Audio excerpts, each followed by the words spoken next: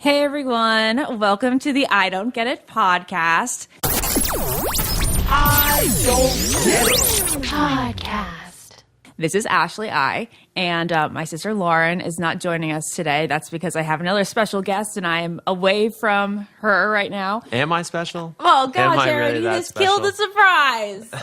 Jared is here, also known as the man who's ruined my life on TV. Twice. And we all know that what you guys don't get is our relationship. And if you're like me, you don't get why Jared never liked me. Oh my God. But apparently we want to save that podcast, which will be golden, for someday in the future, because I don't feel like crying right now. No, I doubt you will cry. I'm pretty sure I We're probably in such a would. good place, Ashley. Thanks, Jared. Just to begin this podcast, I want to thank you guys for listening. I cannot believe the feedback I've been getting and how many listeners that are tuning in each week. It's amazing. And if you haven't already, please hit subscribe on iTunes so that you automatically get the I Don't Get It podcast on your phone each Tuesday when the new episode is uploaded. So Jared's going to start his own podcast sometime soon. That I am. Tell him about the concept that you want to talk about. So the concept I want to talk about is pretty simple. What I really want to talk about is I feel like I'm always reading Men's Health and Men's Journal about questions that are sent in by guys where it's, how do I get my wife to do this? Or how do I approach a first date? Or how do I talk to a girl that I like? Or, and I just feel like, coming from dating on national television, I have a pretty good idea of how to answer a lot of those questions. And I feel like a lot of people, specifically actually a lot of women out there, want to get a guy's perspective on those answers. And so I kind of want to provide that. So I'm in the work of getting this podcast together and trying to get some other guys from Bachelor family to join me to talk about men's topics. Yeah, and the thing that's funny about Jared's podcast is it's kind of like all the things that we don't get, that we talk about what we, how we don't get them on this podcast. He's going to try to answer them on his podcast. And so you guys will understand it from the podcast that I'm starting. So while Ashley doesn't get a lot of things in life, I feel like we can hopefully answer those questions to all the women out there that are just dying to know why men do certain things or why they're so stupid, which I have no quarrel saying that I'm stupid sometimes. He's so dumb. It's really ridiculous. Very dumb. Anyway, so I think we're kind of going to go with that theme today. So we're going to ask Jared some of the things that we don't get today, and he's going to answer them right here for you. That's it. Here we go. All right. So we have a mutual friend, who's going through some boy trouble right now. After dating him for, dating, but not exclusive, for 6 months, they were in the midst of making out. And it was the first time they've made out for about a month. But they haven't really seen each other much lately because she's been all over the place with her job. And they were making out last weekend. And he said, should we be doing this? And then she was like, right there. What do you mean? And then, she flipped out a little bit. Like, no, seriously, like a couple weeks ago, you told me to keep waiting for you and that you were going to make it up to me. And because he's been really upfront and honest so far in the past 6 months. Has he been? Has he been upfront and honest? He has. He's been like, I'm not ready for a relationship. I'm not ready, but I like what we're doing now. I like that we're dating, but we're not exclusive. But I don't think they're dating. I mean, here's the simple fact. Like, when they were making out, in the middle of making out, he said, should we be doing this? No, which I know. immediately raises a red flag of, I only want to be friends with you, which pretty much contradicts everything he said over the previous few months, where he said, I'm just not ready. I do want to be in a relationship with you, just not right now. But that's what he keeps saying. So that is what he keeps saying. And then 2 weeks prior to this makeout incident, she said, so-and-so, I think it's just time for me to end this because I am just too into you and it's not really progressing. We're at a standstill. So I feel like for myself, I need to break this off so I can start dating other people and, just free myself of this, not burden. Yeah, but I think that's the most mature decision. Yeah, that was her decision. That she wanted to do that. I think it's a distraction, at least, if you don't want to call it a burden. It's Okay, definitely something that's weighing on her shoulders. Right. So he says 2 weeks ago, no, please, I know I messed up. I want to continue doing what we're doing. Please let me make it up to you. I'll be, more communicative and you'll be more of a priority in my book. And then 2 This is weeks what he later, said they're 2 making weeks ago. out, and he says, should we be doing this? Exactly. So she got mad because she tried to break it off 2 weeks ago, and he said, like, don't. And then he, like, kind of took away the power by saying, should we be doing this?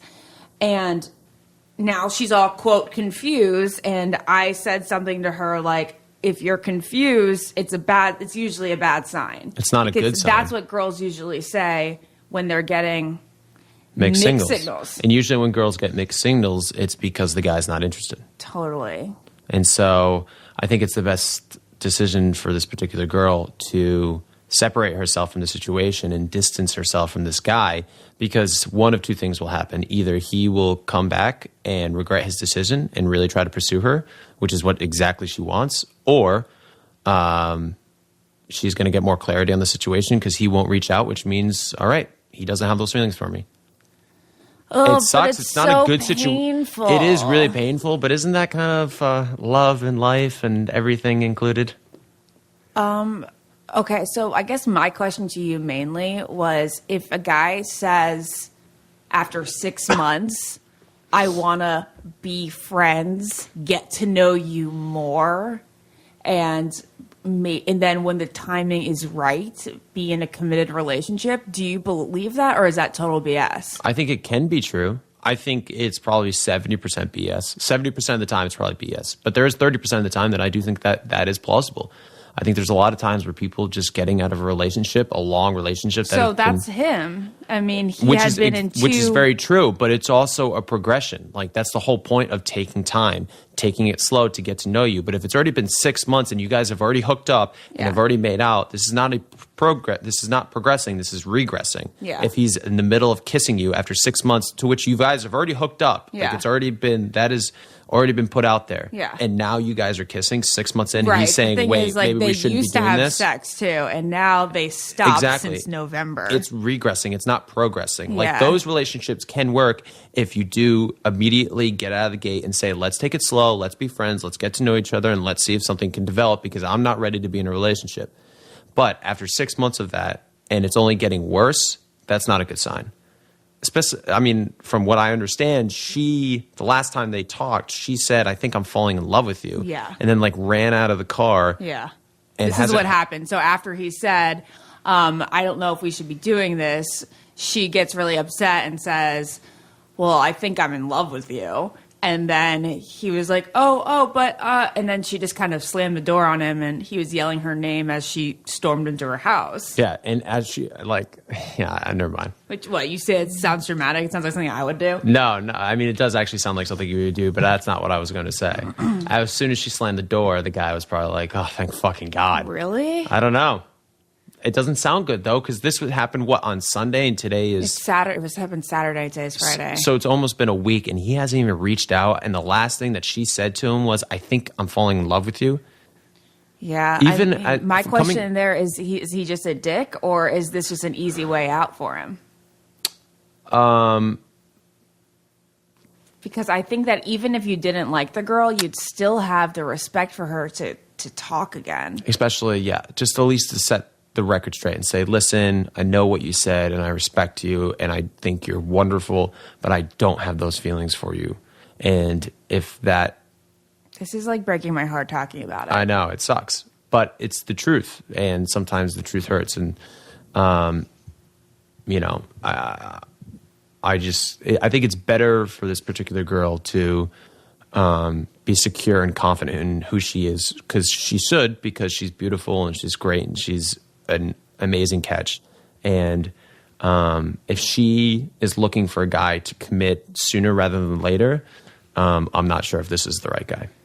So, Jared, is there a right time to play games? Because in this situation with this particular girl, she really didn't play any sort of games. Like, no hard to get. She just really was open with her feelings. She's like, I like you and I want to know where this is going. And I think that may have added to why he cut it off.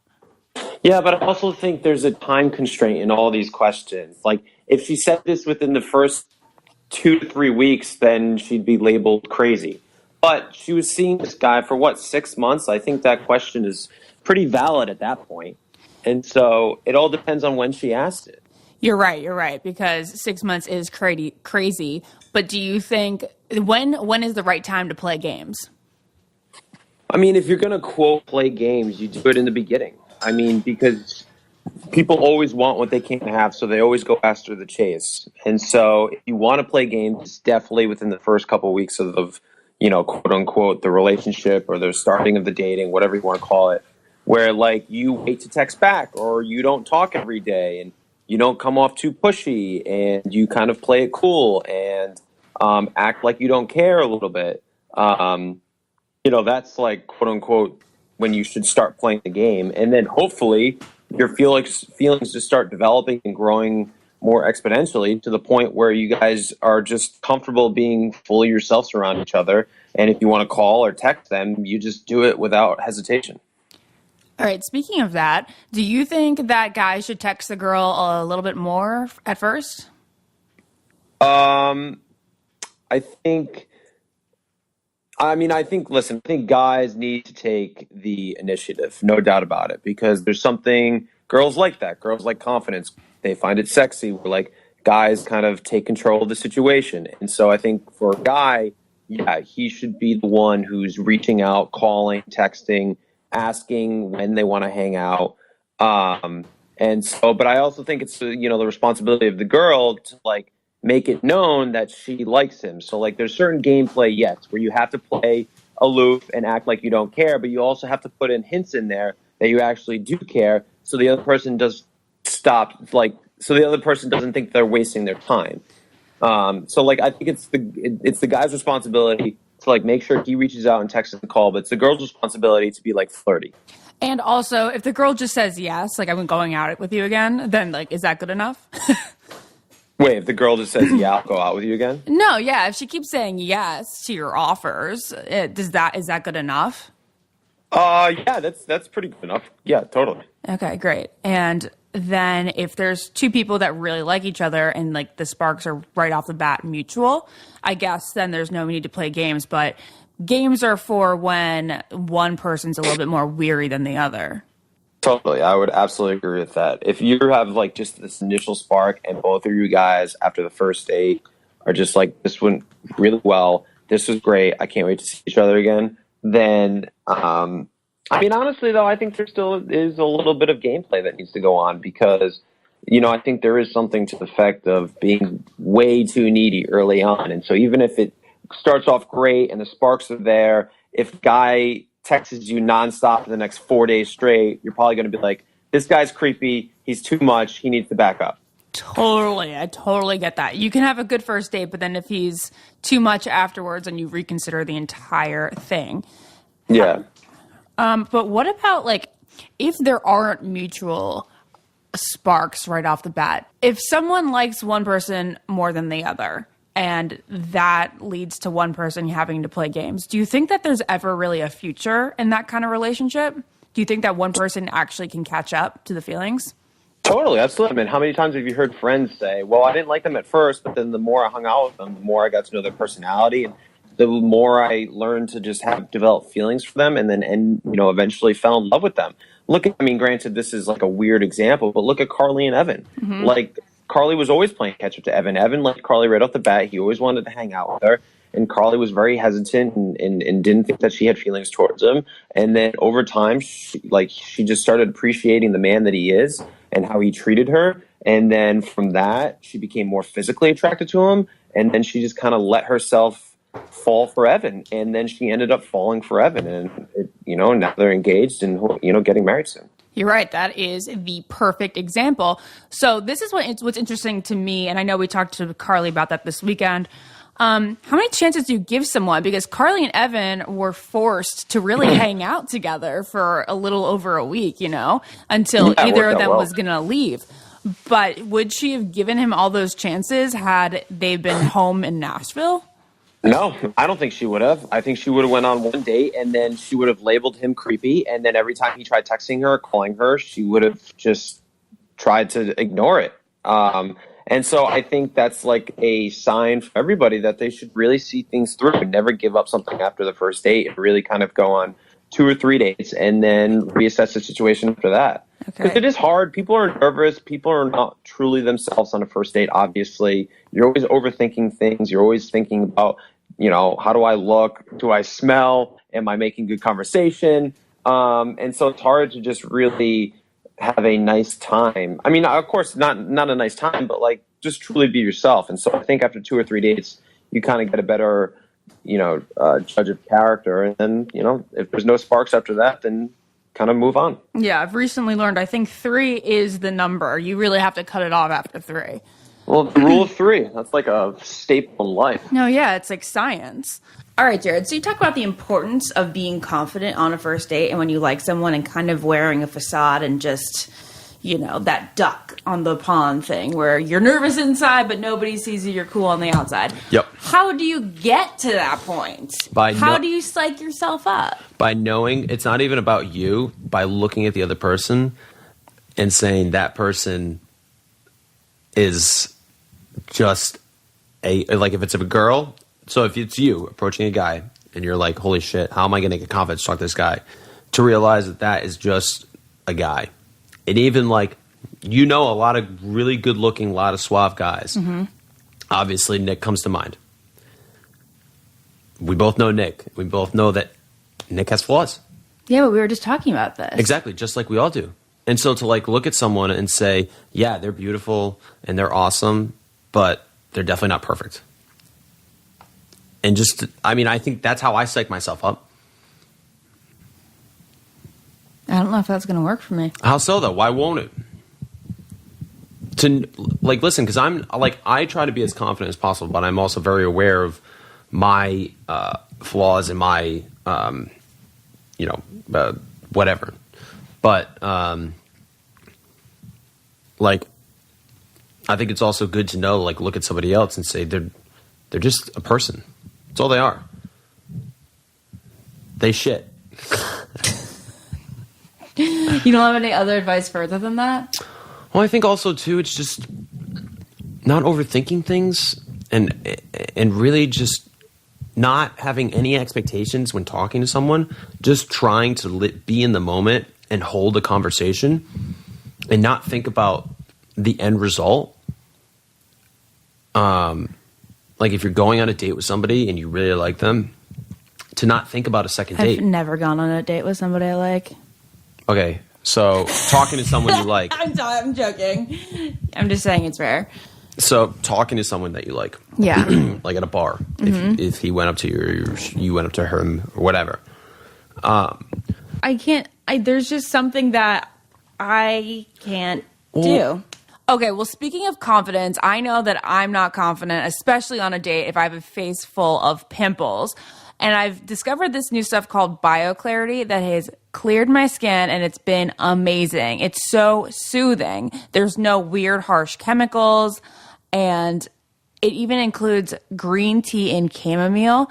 It soothes your skin. It's cooling. It's got cucumber and oatmeal. It's got all this good stuff, but it doesn't include benzoyl peroxide, which often causes redness, dryness, and irritation. And I know that benzoyl peroxide does that with me. It's actually good for your skin, and it comes from Mother Nature. It's suitable for all skin types. It's dermatologist developed, tested, and recommended, and it's 100% vegan and cruelty-free for all you animal lovers like me out there. So let BioClarity help give you the confidence of clear skin to help you take on life. Just go to BioClarity.com. My listeners will get their first month for only $9.95 plus free shipping. That's a $20 savings, and it comes with a 100% risk-free money-back guaranteed, but you need to enter my code, and my code is GETIT, GETIT, all caps. Finally, an acne treatment that works without irritating my skin. I love it. Go to BioClarity.com. Check it out.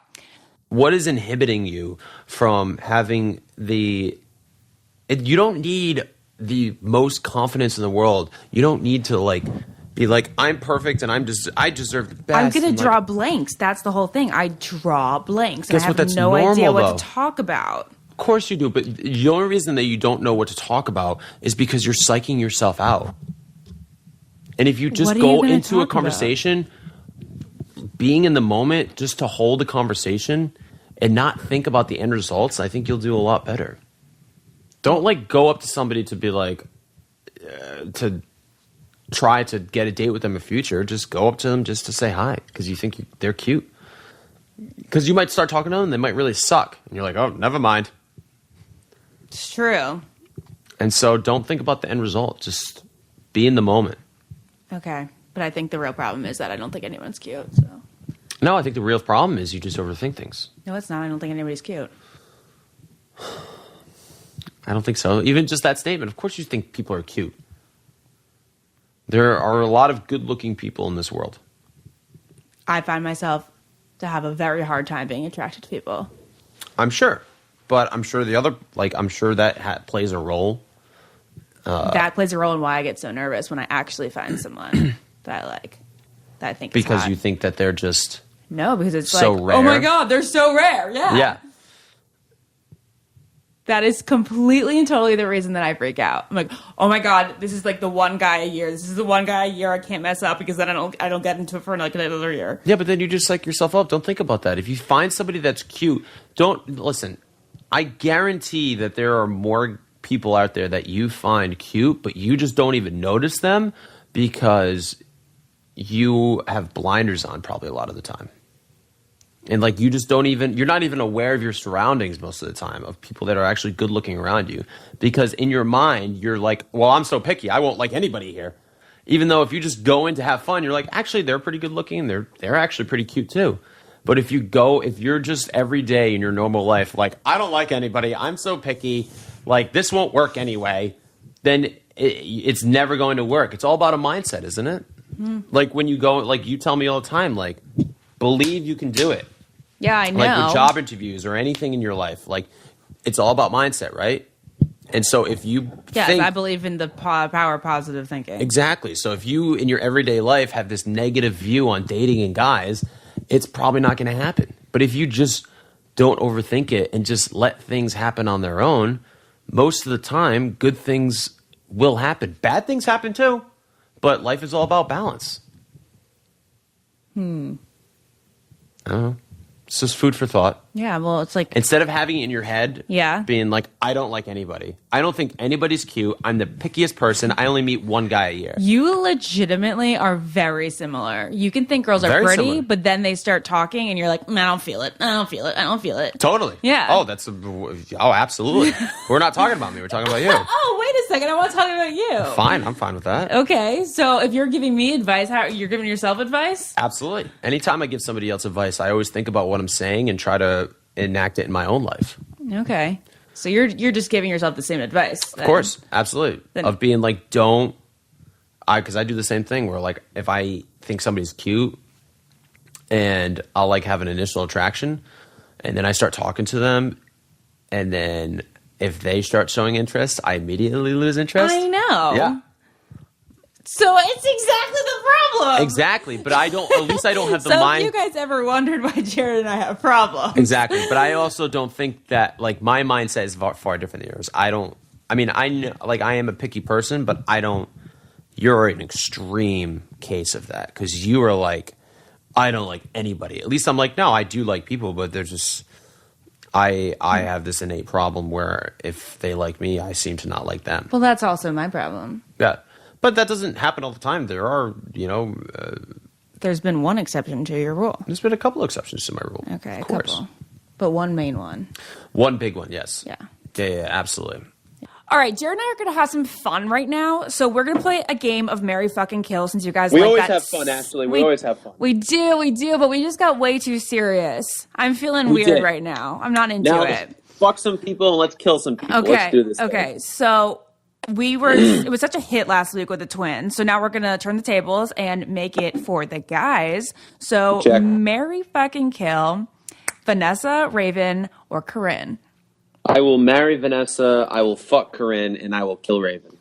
Exactly what I would have done. What Yes. about, I know this one's too easy for you, I think, Andy, Caitlin, and JoJo. I would marry Caitlin, fuck JoJo, kill Andy. And what about Amanda, Jen, and Jade? Well, I feel I'm gonna kill Jade. You're not going to kill her. I just feel weird. I can't. I don't know. I feel weird saying either You marry or would fuck Jade. marry Jade. All right, I'll marry Jade. I'll fuck Jen, and I'll kill Amanda. Okay. And now the one everybody's been waiting for. Me, Kayla, and Emily. I will. Well, I'm gonna kill Kayla. Okay, great. Aw, poor Kayla. And then I'll fuck Emily and marry you. Okay, great. Obviously. Yeah. All right. Thanks, Jared. That was the right answer. Everybody loves the throw up story that I revealed in episode 2 of Embarrassing Moments. Oh, Jesus. You know, I threw up in my hands or in my purse or something in Jared's car. No, you didn't. You kind of threw up in your hand a little bit because I just remember I was driving in the high speed lane on the freeway, and then I'm paying attention. I am being a good driver, looking at the road, and I just see like something out of my peripheral vision, like waving almost, and I just look over to my right and I see Ashley's hand. One is covering her mouth as her cheeks look like they're about to explode. And then like I see just like your one hand just like flaring around, like trying to get my attention. And then oh boy, she's about to throw up. And then the most disgusting thing ever, I see throw up start to drip through like the creases of your fingers. Oh my God. Oh, whew. That was a good one. That was a good one. But we made it. You didn't do throw up any in my car. You were able to open the door and you got it all on the outside. Are you I think sure? you got a little bit like on the door. I think you got a little bit like on the bottom of the door, but it was barely nothing. Oh man. Okay, so was that the least attracted to me you've ever been? Absolutely. That was the pinnacle right there. Because you were also like, I knew you weren't feeling that well that morning. And you had like this baseball cap on really low to like hide your face because you didn't put ice on it yet. So you were a little puppy. No, Jared, it wasn't just like something ice could fix. That was something like 3 gallons of water in a day could maybe fix. Holy shit. I've never looked like that in my life. And then you were wearing like this sweatshirt with what jacket were you wearing? It was like it wasn't a fur coat, but it was like furry. I think I wore like my big blue jacket. I think like I wore a real winter coat. No, I don't think it was a real one. It was like had like fur on it. I remember that. Really? Yeah, but I remember fur. like fake fur. Obviously fake fur. Let's put that out there. But I remember like it like because the sweatshirt underneath like made it look like you had like big shoulders and it looked like you were hunching a little bit, like you had like a hunchback. It was not your best morning, but that's okay. Oh, I'm gonna die. Oh, shut up. It was what, a year? God, how long ago was that? A little over a year. A year and 2 months, yeah. A year and 2 months? Yeah, it was November. It was December 5th or something. December 5th. I just feel like dying right now. It's really, I know, I just couldn't have been worse. I collectively couldn't have been worse. It was like all the germs in my body and like everything that wanted to leave my body like was in my face. Yes, just waiting for the moment of you releasing it out into that Burger King bathroom that we had to stop by. Because then I threw up again in the Burger King bathroom. I just took the next exit because I was like, there has to be something off the exit, like somewhat close by. And then there was nothing. There was nothing close by. Not a McDonald's, not a Burger King, not a Walgreens, not a Dunkin' Donuts, nothing. Yeah. And then so we're driving around. Finally, we come across like some sort of like gas station or CVS. I don't remember what it was. And then they had no bathroom. And so then we went to the Burger King. And I had a couple Whoppers because I was pretty hungry at this point because I saw the throw up and it must have just given me a big appetite for some reason. And yeah, so while you were cleaning yourself up in the bathroom, I had a couple Whoppers and it was a good day. And then we ended up driving back to Rhode Island. I went to work and you hung out with Crystal. No, actually, I think Alicia and Melissa were here too, if I remember correctly. Yes, and then I fell asleep in your bed for like 3 hours before I drove back to New York. Yeah, well, you needed your rest. Now, this is like the most enlightening podcast for me. I'm learning so much. No, definitely. I burned those sheets, by the way, the ones. I was like, I'm not going to have this throw up infested woman put the germs on me. If that was the moment in which I was the least attractive, what was the moment I was the most attractive? The most attractive? Mm-hmm. I think, first of all, I want to just put it out there that you are 97% actually always attractive. You have your 3% where you're not. Okay. You are a beautiful woman, and I want to put that out there so I don't think oh, you had this one glimmer of 5 minutes where you actually looked halfway decent. No, that's not the truth. I don't mean when I was the most beautiful. I mean when I was the most attractive. I think. Man, that's tough. I don't know. So nothing comes out at you. Well, I think a lot of things. I honestly I think roll them off. Let me feed my ego. All right, perfect. I think when I have this image of, first of all, our first date when we were I know you think that you were super nervous, but our dune buggy, when we were driving that 4-wheeler, that was great. I'll never forget how easy the conversation was between the two of us. Yeah. It was so easy. I was I was not expecting this. And I remember that was an awesome day where you were super attractive. And even when we were sitting down by the beach and just hanging out, everything was super easy. I will never forget that. And I remember when we were next to the fireplace, it was me, you, and Lauren. And Lauren at this point was totally over Paradise. But we started just quoting Boy Meets World and Jerry Maguire and all those random movies or TV shows that we both knew lines from. I think you were in your element at that point too, and it was just a nice little. That was the first time I think you, me, and Lauren ever bonded. It was a really great moment. Aww. That's good. And yeah, I mean, there's a lot. There's a lot of. I'm trying to. I mean, it's hard to just now roll through the Rolodex of our relationship. I remember in DC for the first event when I went down, when it was all of us with Joshua and Joe came and JJ and Julia down in DC and Virginia. I think you were also just super in your element because you were planning everything and that's your MO. Mm-hmm. And so I think you were just very comfortable and very, like I said, just in your element. And so you were just really cool and laid back, and it was easy and it was fun. That was definitely, I don't know if I had to say some of your best moments. I thought you would say that one. I was waiting for you to say that.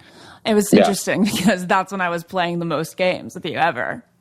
I was I'm just going to concentrate on doing my thing this weekend. I'm going to give him as little attention as possible, and I'm going to be at ease, and I know that I really excel in an environment like this, so I'm just going to embrace that and see what he thinks. Perfect. Yeah. And it worked. It most certainly worked, Ashley. Yeah. And then I threw up in your car. And then the Hunchback of Notre Dame threw up in my car. Oh, God. All right. That was a good story. Do you have any other funny stories about our relationship you want to tell? About the two of us? Let's see. Man, I know I had so many, and just nothing is coming to mind right now. When was that the most outrageous? Let's not even talk about Paradise, but when did you want to kill me outside of Paradise? Probably when you called me from Millionaire Matchmaker and was crying, and I had to tell you about Paradise, because I remember you called me because they forced you to talk about me. Actually, I called you because we were just going to talk about Lucy. Lucy? Yeah, because Lucy had died. Lucy didn't die at this point. Lucy died 4 days earlier, and I told you, and then you said, can I call you? And I said, just call me tomorrow. And then tomorrow happened to be the worst day of my life. That's right. Oh, yeah. Yeah, that was bad. That was excuse me. Yeah, that was a bad day. That was bad. That was one of the more outrageous phone calls. Yeah. I don't remember. There's never been, I don't think, outrageous moments where I've wanted to just strangle you. Let's see if I've never wanted to strangle you. I've just been like, judged your judgment so hard. Like, those are the days where I'm like, are you freaking joking me? Are you this blind?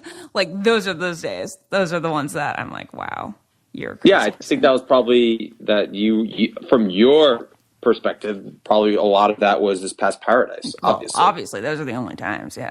Mm. I know, I wish I had better stories. Fuck. I'm so disappointed in myself. There has to be, like, outrageous stories. I guess, the throw-up one is obviously epic. I mean, from my perspective. Oh, man. But no, most of the time we hang out, it's just, like, fun and chill. And, like, I'm dancing with Lauren and then throwing her out of your apartment. Yes. Yeah, which is a great moment. That was so good. When I wrote you the letter in the first season of Paradise, our first season of Paradise, was that creepy? How did you respond to that? Like, what was your initial reaction when you were first reading it? So when you first gave me the letter, I was like, oh, shit.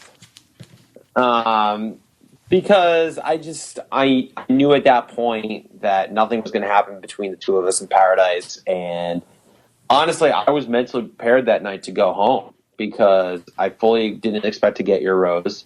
And then, like, obviously throughout the course of the night, throughout that cocktail party, I knew I was staying. But before that cocktail party, I thought I was going to go home. I thought that was the night I was going to go home because... But were you just going to, like, kind of voluntarily go home because you weren't going to try? But then Amber wanted to give you the rose.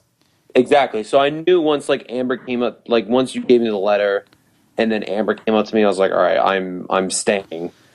And so yeah, when you gave me the letter, and so I was, when you first gave it to me, I was like, oh, fuck, you got to be kidding me. Like, this is not good.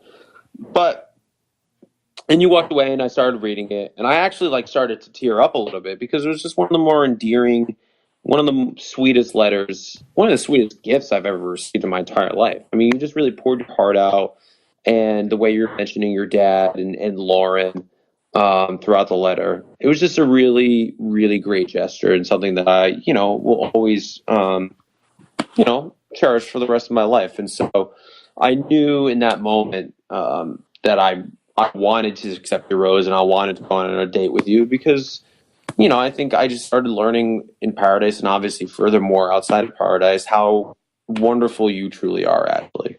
And so when I first got the letter, I was like, oh no, this is not good. But after reading it, I was totally in staying. I wanted to stay. Yeah, one of my biggest qualms about that whole episode was that, one, they made it kind of look jokey, with the music behind it, when I knew that you really were touched by it. And then they never even showed when you came to me and said, like, how much it meant to you. Yeah, they just made it seem like I just kind of accepted your rose without telling you I was going to accept your rose. Yeah, and that was, like, one of our best moments. Yeah, I would agree. So I still have that letter, by the way. I know, you better. You better. Alrighty. Well, I'm going to wrap this up with one more question, and I'm going to pretend like I'm James Lipton. Jared, if God exists, what do you hope he says when you reach the pearly gates? Is that a fucking serious question? Yeah, it's at the end of every, actor studio. Who's James Lipton? What? You, Mr. Movie Buff? Yeah. Sorry, I blanked for a second. Okay. He asks that every time? Yes. All right, so repeat the question. If God does exist, what do you hope he says to you when you reach the pearly gates? I apologize about Ashley Iaconetti. What? Okay, that's a good one. Now I understand. All right, great. Well, that's a good way to wrap this up. Thank you, Ashley, for having me. I had a great time. All right, your podcast is up next. All right. Love you. Love you too. Later. Bye.